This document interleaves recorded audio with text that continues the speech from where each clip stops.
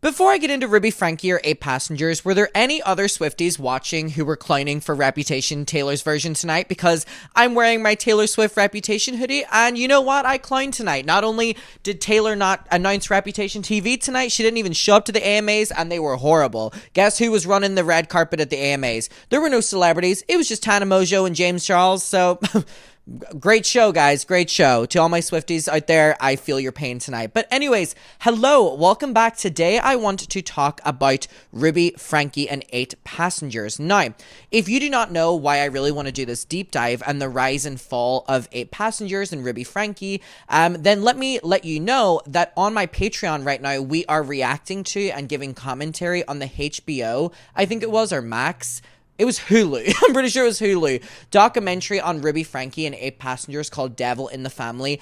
We did episode 1 last night. We're doing episode 2 tonight, and then there's only 3 episodes, and it's like an hour each episode, and we reacted to it yesterday, and it is absolutely insane. So that's on my Patreon, and all day today, I've just been really, deep diving and researching into Ruby, Franke, and 8 Passengers, and I just kind of have a lot to go through with the timeline, and I'm always really outspoken about YouTube family channels and how much of an issue I find them, and I've written down a lot of notes with that, and also when YouTube have implemented rules. So again, I would love to go through everything with you, the rise and fall of Ruby, Franke, 8 Passengers, but I do want to let you know as well, it'll be linked down below, Patreon, we are reacting to that Ruby, Franke documentary, and it is intense, so if you want to go see that, it'll be down below.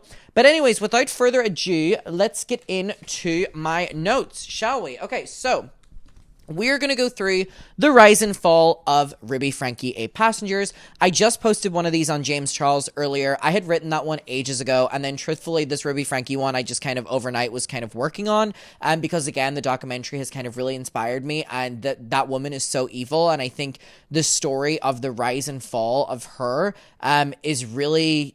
just it's a shocking story. So anyways, so Ruby, Franke was referred to as YouTube's mom, by the way, and even YouTube themselves posted a photo of Ruby, Kevin, her husband, and all of their kids on Mother's Day, wishing her a happy Mother's Day, which basically shows that Ruby was YouTube's mommy, in a way. So she was a wholesome little Mormon mom, was literally what she was always described as, and this, Mormon mom is really, really, really important to the story, and the channel was really set up because Ruby wanted to show her family and their very wholesome Mormon lifestyle. And a big thing in Mormonism is, kind of preaching that you have this perfect family and you go to church every weekend and you dress and you're all this kind of stuff, right? And then in Utah, where Mormonism is huge, that is the biggest peak of family vlogger channels, which obviously makes sense, and obviously 8 Passengers as well. It all links in with making sense, but that was how the video started. It was her showing her family in their little Mormon ways, and then it just turned into something very, very, very evil, competitive, and incredibly abusive. So the channel was obviously called 8 Passengers, and the channel showed a trend of emotional abuse, I would say. At times, you could argue that it was implying there were physical abuse as well. Very, very, very disciplinary towards their kids on camera. And for a very long time, they were praised for this and basically being very authoritative. And they would preach, specifically Ruby, in the videos that parents watching should parent like her, when she was just being incredibly disciplinary towards her kids, actually to a ridiculous amount, even at the start. So in 2023, obviously all of this ended in literal criminal charges, and Ruby and Jody, who we'll talk about in a second, are literally in prison right now. So obviously there's a lot to this story. So part 1, which is, I guess, the start of 8 Passengers. This was 2015-ish, 2014, 2015, until about 2019, 2020, I would say. So in January of 2015, 2015, the channel launched, okay? And it was Ruby that launched the channel, and it was always said that Ruby was the one who wanted the channel in the first place. And again, it was supposed to be focusing on, you know, their little Mormon family, look how sweet and perfect they are, and her great husband, you know, Kevin. It was just supposed to be documenting their little sweet little life. And that was exactly what Ruby wanted, this image of showing people her perfected life. And it was their 6 children at the time, and then I think there were a couple more that were announced and birthed during the duration of their channel, okay? So in 2016, this is really when the channel started to really gain momentum, and we were seeing that they were having really big videos about just what their kids were doing. Like if their kid were doing an activity, those kind of videos would blow up around this time. Only the videos that focused on their children's faces, specifically the eldest, Shari and Chad, anytime their faces were in the title or thumbnail, they were the videos that performed really well. Ruby really started to pick up on this and therefore centered the content more around the children performing than their family. So, they started uploading a lot, things like morning routines and just little vlogs of them doing little things, little vacations and stuff like that. But intertwined with all of this, there was definitely a lot of inappropriate footage, specifically of how Ruby was disciplining her kids, and she was putting this out on her YouTube, and again, she was being praised for it at a certain time for being a very strict mom, you know what I mean? So anyways, in 2017, this is when they hit 1 million subscribers, so really big deal, but around the time that they got 1 million subscribers, here's when things started to change. So, subreddits started being created of 8 passengers, and also on family channel snark pages anyways, they started really focusing on 8 passengers and specifically focusing on Ruby Franke and her parenting styles. And also during this time, this is when YouTube drama channels and commentary channels and also journalists got involved. They started writing about 8 passengers, the YouTube channel, and was Ruby Franke taking it too far with her parenting? And then the videos started being, is Ruby Franke abusing her children? So this was around that time. So when they hit 1 million subscribers, obviously it was a great moment for them. But this was when they were now at the world view and everyone could criticize them. And a lot more eyes were on them rather than just... I would say their audience was kind of that like mommy audience, but then they have a lot of people as well when you do you do content centered around kids, that you get a lot of people who are watching for inappropriate reasons as well. And we're going to talk about YouTube putting a ban in place in a second. This was to protect the kids in a way and just kind of discourage people from doing family channels. And yet people still considered, after YouTube put in rules, after there was a lot of inappropriate comments being put on videos that were about family channels, YouTube turned off the comments. And you would think that this would discourage, you know, content creators from just posting their kids every day. But if anything, that was a turning point on when it started becoming a big boom. Weird.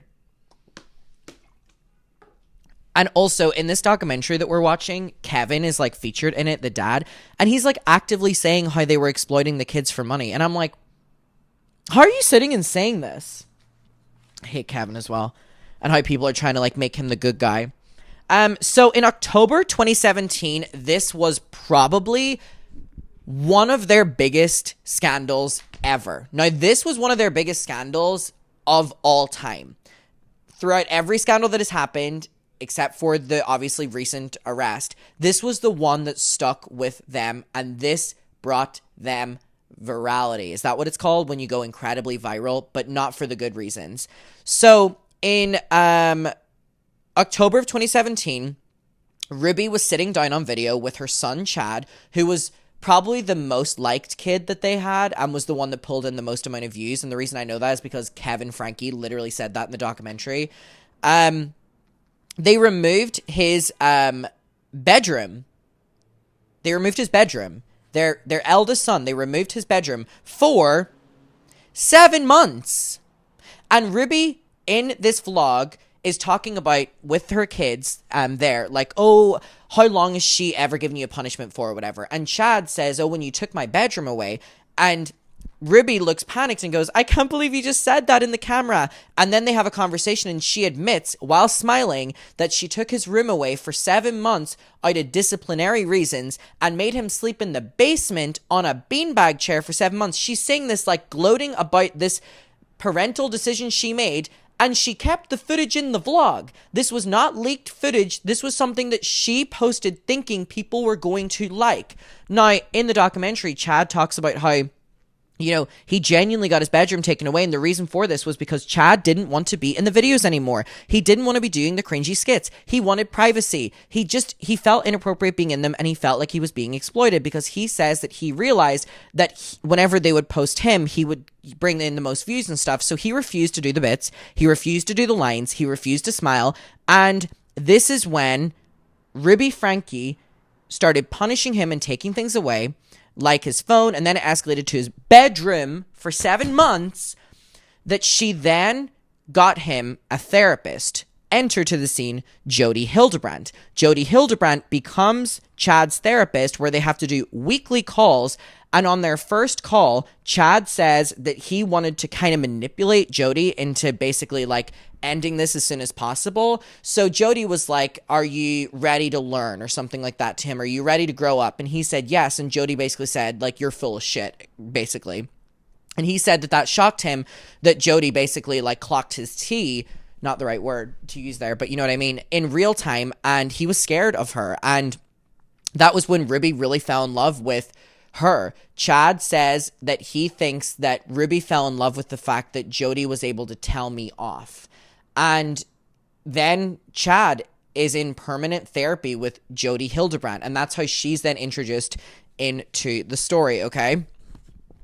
So, this was intense backlash with this room being taken off at Chad. Of course it was. Of course it was. What the fuck do you mean? He's making you thousands a day. Kevin said at some stages they were bringing 100,000 a month, and he isn't even getting in a bed. And also in the documentary, they show footage of Ruby being like, if you guys want $10 to be in the video, then you better work with me or something. And she's making thousands and they're taking home $10. So anyways, things started to get really, really, really bad between 2019 to basically present day. In April 2019, another scandal was whenever Ruby filmed her daughter, Eve, who was 6 years old, saying that she was incredibly hungry. And Ruby admitted on video that she didn't pack her daughter, Eve, lunch, her 6-year-old daughter, as a punishment. And she said she needs to learn the responsibility. So Ruby then started starving her kids and saying on video that she was, as punishment, and obviously enter to the scene more backlash. Ruby started to get more intense with the things that she was admitting she was doing to the kids on camera. And then in late 2019, YouTube disabled comments on 8 Passengers' YouTube channel, which was part of the YouTube kind of ban policy that they implemented to protect minors after there was a big P-word scandal on the website. So they tried to deter people from making content that was featuring kids. So they started turning the comments off, and the monetization was fucked up for a little bit. But somehow, this is when we got a boom in family channels. So basically, obviously, they got their comments turned off in 2019. And then in March 2020, Ruby was kind of lecturing her audience on how you should kind of like withdraw yourself from your kids as discipline. Like she literally encouraged parents to remove affection towards their kids so that the kids would learn something. And she's saying this in videos years before people found out. June 2020 is whenever we move on, and a lot of people started to dissect Ruby's content and her punishment style, and people started comparing her to families like the Duggars. And this was whenever the kind of like ex-Mormon community really started coming for her. Anyways, we go on to October of 2020, and this was whenever Ruby calls Chad evil. So she's like such a bully to this Chad. And the clip obviously, you know, goes around commentary channels, YouTube channels, and ultimately she gets more backlash for calling her kid evil. And then in 2021 until like 2022, the channel really kind of died off. Ruby wasn't uploading. Kevin seemingly wasn't even a part of the family anymore.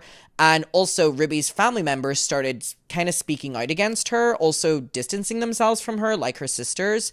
What are her sisters called? I have them here somewhere. I have her sisters' names here somewhere. They're in here somewhere. Anyways, we'll learn their sisters' names soon. I'm pretty sure I had all of them. Oh, Elle, Bonnie, Julie, and others. Okay, so obviously the channel is kind of dying in 2021. And then in 2022, Ruby joins Connections Classrooms, which is where she became, in a dual partnership in many ways with Jody Hildebrandt, who is a therapist, who basically teaches people to kind of hate their husbands, hate their kids. Everyone is evil and she's the almighty. Is probably the best way to describe that. Evil, evil, evil woman. Some things that Connections really love to kind of promote are strict rules around kind of affection and food and water and sleeping facilities and just comfort. Basically anything you need as a human. And also basically this full idea of like spirituality, religion, Mormonism, like this all started to take over. So then in around June of 2022, this is whenever Ruby's kids were kind of just never seen again. And they were shown like every day. And Ruby said that it was because she wanted to protect her kids' privacy, which is crazy. But obviously people knew that that was bullshit. And then anyways, we go on to kind of the end of 2023, or sorry, the end of 2022. We see more drama with Ruby and her sisters, who I just mentioned. They started all kind of speaking out against each other.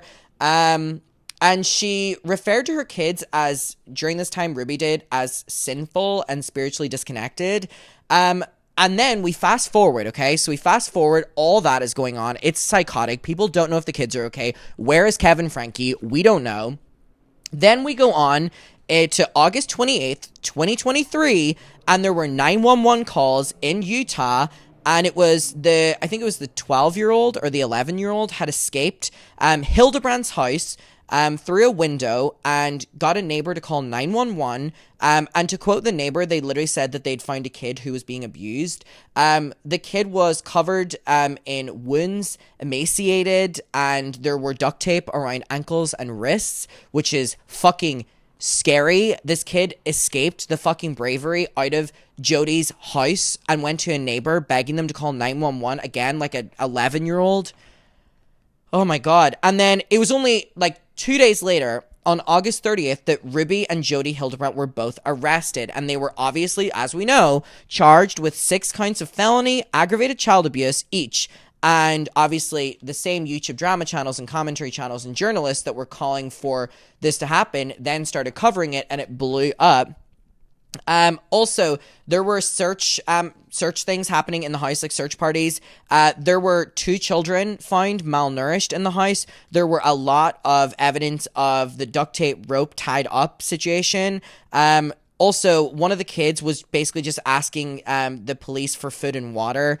There was a lot of evidence of the kids being starved and malnourished and emaciated, and it was terrifying. Ruby's journal was found that showed her like calling her kids the most evil scum things in the entire world. Like, scary. And where's Kevin during all this?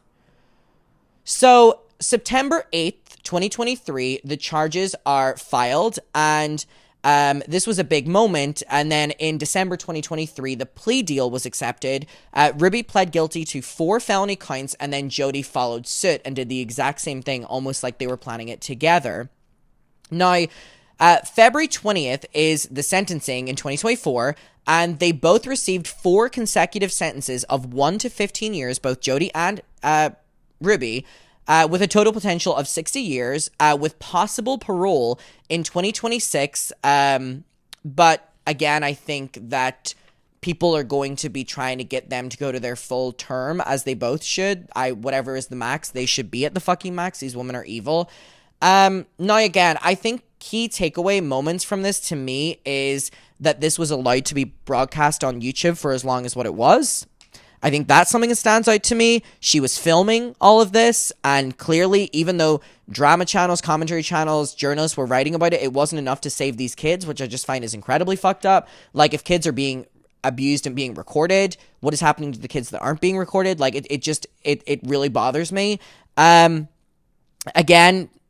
there was just the fact that this was all being monetized. The talk about, whenever your kids are the reason you're pulling in money, and then your kids have to perform, and then your kids don't want to perform, and then you start punishing your kids for not wanting to perform. Who set that system up, Ellen?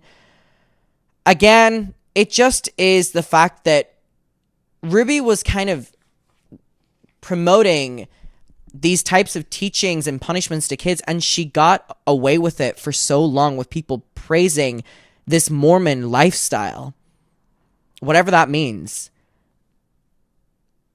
And you know what? I'm really enjoying watching the documentary. Well, enjoying is not the right word, but kind of getting as much evidence as possible and being able to hear the kids speak up for themselves. But it's like these kids have to deal with this for their entire life, and Ruby and Jody should be in prison for their entire life. What do you think? Well, again, we're going to continue watching the doc on Patreon. Let me know your thoughts on this. I hope they're locked up for life. For life. I'll see you in my next one. Goodbye.